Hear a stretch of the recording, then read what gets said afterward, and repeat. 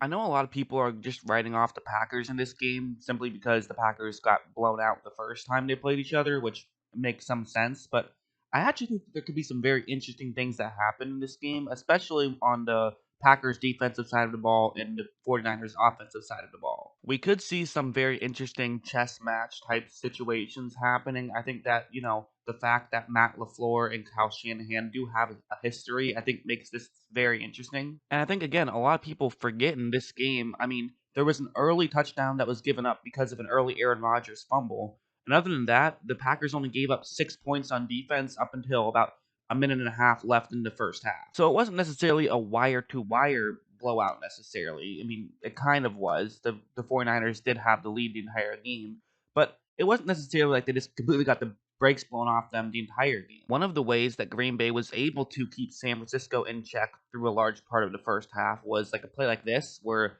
it's going to be a cover three zone that Green Bay is in. And for San Francisco, that's a pretty good situation for them because they have a route that's great against this coverage. It's going to be a curl route right there.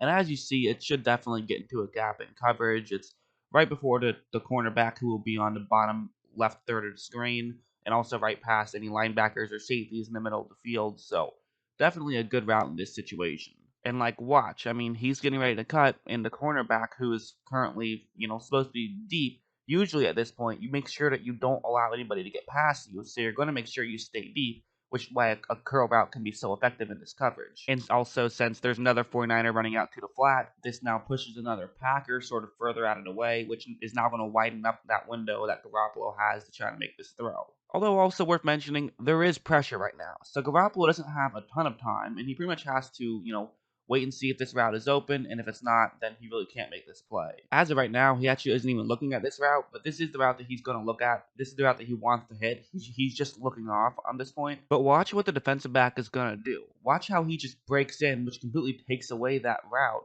and forces Garoppolo to end up getting sacked. You also had another Green Bay player run over and try to get into his way. And I talked about in my last video I made about the Chiefs and the Titans going up against the Kansas City Chiefs, and I talked about how they should probably play a more aggressive zone. Don't be married to the zone that you're supposed to be covering.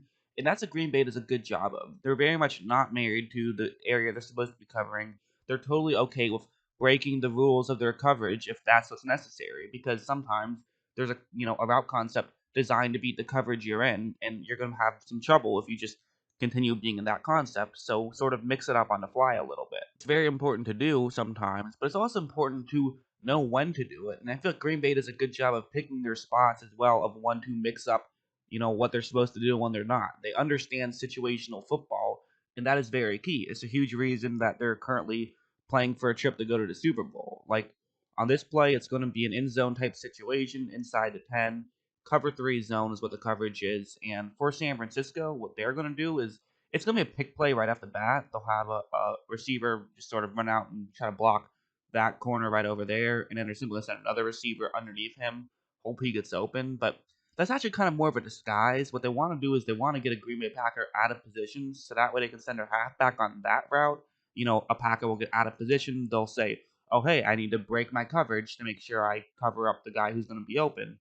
But then another guy can get open, their halfback. Not a bad coverage at all to run, especially against Green Bay. Actually makes a lot of sense. And so watch what happens right when the ball is snapped. As you see, I mean, in this situation, you would often see, not just Green Bay Packers, but just players in general break in to try to cut off this route. But, that Green Bay player is saying, listen, I have guys further to the bottom half of the screen. I'm just going to trust my teammates here. So instead, he simply lets him go, which now means that the halfback doesn't really have a ton of room to run. There are two Green Bay players who could make this play. If the one who is, I talked about earlier, broke down to the bottom half of the screen, this would just leave one Packer who's in the area, and there would be plenty of separation for the halfback to catch the ball and potentially run into the end zone for a touchdown. But since Blake Martinez, who's the guy I was talking about earlier, does a good job of not biting on that play fake, he does a great job of being able to run over and help knock the ball away. And like even this play I liked actually, where it's going to be a cover three zone and it's a San Francisco special. This is what Kyle Shanahan does so much. I mean, he does this probably 10 times a game where it's going to be play action and then he'll have a receiver run over the middle. So, the linebackers move in because of the play action. You're able to throw it over them, get a completion, something San Francisco does all of the time. And so, like, after the ball is snapped, without a doubt, that receiver is doing a good job of cutting in right here. But if you look at the two Green Bay Packers, they definitely did both move in right now. They definitely, thought it was play action. So, not great, not what you want to have happen, but it is going to happen against San Francisco. They run the ball so well. Your linebackers have to get moving. And then on a play action, you are going to get fooled from time to time. It's just going to happen. And while this is going to be a completion, I thought both of them did a pretty good job of just trying to get back and getting in position where they could potentially knock the ball away and making things more difficult on Jimmy Garoppolo. It was complete, but at least to me, it shows the mindset of what they're gonna do. They're definitely a smart team. They know the situations that they're trying to do here. I mean, they didn't execute it perfectly on that play, but potentially with now more time to prepare and already having seen it once, they could execute a little bit better in future play. Although, of course, it has to be mentioned, they did end up giving up 37 points. And while an element of that was the Green Bay Packers offense just got nothing going, another element was the Green Bay Packers defense made some mistakes, and it was especially the big plays. That's sort of been the problem all year, and it was especially a problem in this game. They gave up a couple big plays, and this one was the first one where it's a cover three zone, and Debo Samuel is running that route right there. And if you look, I mean, a Green Bay player is actually doing a pretty good job of he's sort of abandoning his assignment to a degree. He's actually in charge of covering the flat on the top of the screen, but he's just saying, you know what, can't worry about that.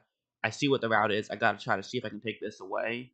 And also, if you look at the linebacker, I feel like he's just not doing a great job of getting in the way of Debo Samuel. Again, more difficult situation, I understand it, but at the same time, I do think that if you're going up against a team that runs a lot of routes like this, you should be a little bit more aware that there's going to be routes ran like this. I'm actually a little bit more surprised that teams don't run like a cover two more often, or even like a Tampa two. You could do that. I mean, I feel like that would actually work out pretty well against San Francisco. Again, can't do the same coverage every time, but you want to take away that middle of the field because if you're not, I mean, the 49ers, they love to attack that middle of the field, the eye of the storm, if you will. Because of this, Garoppolo's easily able to make that throw, and Debo Samuel actually runs a great route and is able to finish and get into the end zone for a touchdown. Also, a poor angle by a safety, and that's just the problem with Green Bay is that one mistake can result in 7 points, which that's really tough when you're going up against a great defense. That is kind of not the best combination. You can afford to do that against even a Minnesota who has a good defense because, you can at least outscore them to some degree. But when you're going up against the 49ers defense where you really struggled to get anything going last time, you might not be able to make these mistakes or maybe one of them, but you can't give up a couple of these mistakes. You really can't. And one play also, which I even hesitate to call it a mistake because it was just such a great play design. I love this play design. Really just smart football by Kyle Shanahan, where that's the setup, similar to the play I showed you earlier. Cover three zone, play action, receiver running over the middle. As I mentioned earlier, this is something that they run a ton, probably 10 times a game. And so after the ball is snapped, as you notice, there's a receiver cutting over the middle, and there is a Green Bay Packer who's doing his best to try to get in his way. Not exactly perfect right here, but he's doing his best to try to get in his way. And also, if you look at the safety, he's crashing in right here. He's saying, hey, the further you get to the bottom half of the screen, the more open you're going to get. I have to get in that direction to, at the very least, just try to knock the ball away. Or, I mean, even if I can't knock the ball away, at least make a tackle. But the problem is that if you look at George Kittle, he's simply just running a deep route. So they're basically just trying to bait Green Bay right here. They know that Green Bay is not going to be married to their assigned positioning. They play aggressive, they take chances. And so when you run a route that you're, very often running, when you run a play concept you're very often running, they're going to say, okay, I know what this is. Time to abandon my assignment and make sure I stop this play. Honestly, what they probably should have done, and what they probably should do next time they play, is just say, make sure you look around, make sure you be aware of a route like this. Have the safety who's deep make sure that he looks over, sees Kittle, and he's now the one who's in charge of covering Kittle. And then you have King right there. He makes sure that he covers the bottom third of the screen. If they just did that switch right there, it could actually work out pretty well. But again, they weren't prepared for this play, which is why they weren't able to make that work out. So when Kittle cuts back over to the middle of the field, he is just wide open. I mean, clearly wide open. This is just too easy for Garoppolo and the Niners. Garoppolo is able to hit Kittle, and the rest is history to get into the end zone for a touchdown. And that was kind of the dagger. That kind of just sealed the deal, really. So, I mean, yeah, I mean, That's kind of the problem with the Packers, is I actually do think that to a degree, the fact that they play aggressive works out a lot, and, it's a huge reason that they have been as successful as they have been, but I just don't quite know if they have the personnel right now to be able to beat the 49ers, even though I actually really like this coaching staff. I really like what, Matt LaFleur and Mike Pettin have been doing with this team, I really do. It seems like this might be the end of the road for them, but again, I'm not counting them out. I think if they can just get one or two big splash plays, which Jimmy Garoppolo has been known to give up, that could be the difference, and that could swing things. I mean, this is not a guaranteed win by the 49ers whatsoever. I think they will win, but a prediction doesn't really mean much, to be honest. That's just someone taking a guess. Like, I always find it a little bit odd when people just brag about how many predictions they've gotten right or wrong. To me, I will brag too, but what I like to brag about is when I see something beforehand that I think is going to take place in the game, and I think that, maybe something is happening that a lot of people aren't realizing what's happening, and I bring that up, and then that does happen in the game. To me, that's where I sort of say, okay, you know what? I take pride in that prediction, even if I actually got the final result wrong. An example of that is when I predicted the Baltimore Ravens to beat the Titans, but I also predicted the Titans to do a good job of stopping Lamar Jackson because I thought they had the personnel to do it. And then, they beat them. So I felt proud about that prediction, even though I actually predicted the Ravens to win. Whereas somebody might have predicted the Tennessee Titans to win because they like country music and the Tennessee Titans play in Nashville. So that's why they decided to pick them to win. I don't think that you're smarter for that because you actually made the correct prediction. It's all about how you make the predictions. That's my opinion. But at the same time, I do get why people like to brag about their predictions. It is fun.